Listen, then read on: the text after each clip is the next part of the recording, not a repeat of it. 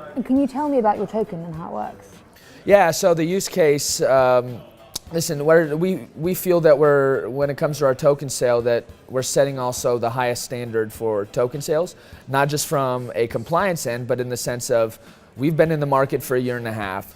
We have a product that has clients from all over the world that's been gaining revenues for over 1 year now. And we're integrating a token into this ecosystem built on a legitimate use case that we've already been using. So it's not one of these situations, hey, we're doing a token sale to build something down the line, da-da-da-da-da-da. No, this is in use. I mean, anyone from Dash to a financial institution uses our platform. And it comes off that use case where I talked about our clients and partners providing us data. So one reason the compliance system is so ineffective, one of the many reasons, is it's very centralized, and it doesn't take into consideration the best data source of all, which are market participants themselves, right? So what we've done is built a mechanism and network with this token using that use case, which was, I'll give you a real use case example of how a client of ours did it. So a client of ours that was an exchange had a user come on to the exchange, and during the KYC, the Know Your Client process, where you show them your ID, use the fake ID.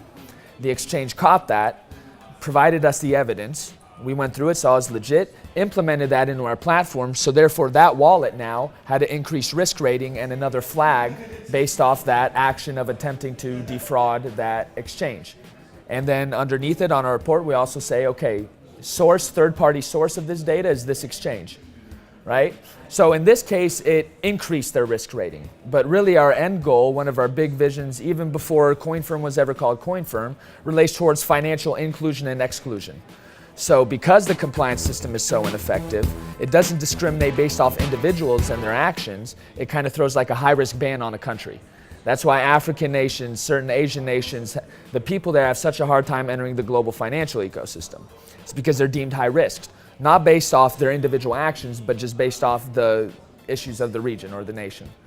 So our whole thing is build a token that democratizes finance, makes it more transparent, makes our platform more effective and more efficient, and creates an incentive for people to provide that data.